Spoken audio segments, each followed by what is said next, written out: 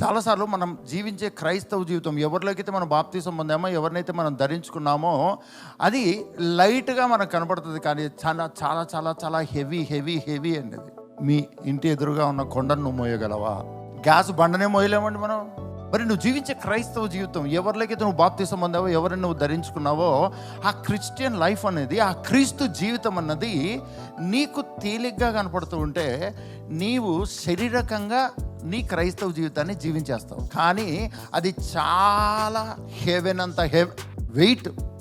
ఆకాశము సింహాసనము, భూమి పాదపీఠంగా కలిగిన దేవుడు ఎంత బరువు ఉంటాడండి? ఆయన జ్ఞానం ఎంత బరువు ఉంటుంది?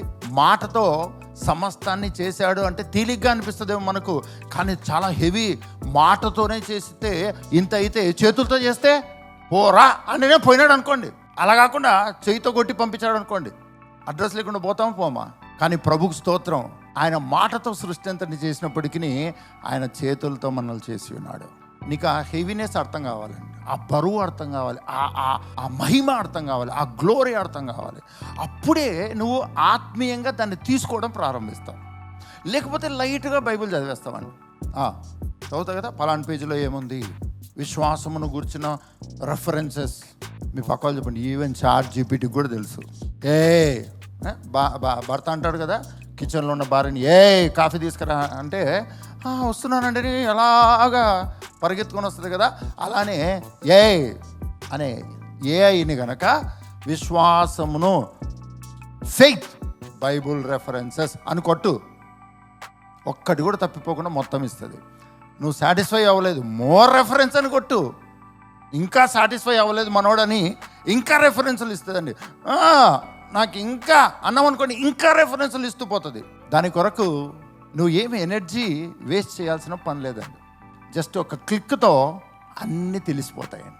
కానీ ఇది కాదు మన క్రైస్తవ జీవితం. బైబిల్ రెఫరెన్సెస్ కాదు మన క్రైస్తవ జీవితం.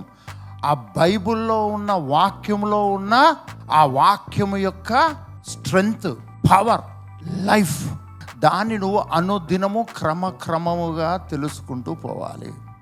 మనము ఇది నాది అని తీసుకోవాల్సినటువంటిది ఏంటి అంటే, పరిస్థితుల యొక్క భారము, పరిస్థితుల యొక్క హెవీనెస్ కాదు. నీ దేవుడు నీ తండ్రిగా నీకు ఇచ్చిన కుమారుని జీవితం యొక్క బరువు ఎంతో, ఆ శక్తి ఏంటో, అందులో ఉన్నటువంటి మహిమ ఏంటో, అందులో ఉన్న ప్రభావం ఏంటో, దాన్ని నువ్వు అనుదినము క్రమక్రమముగా తెలుసుకుంటూ పోవాలి.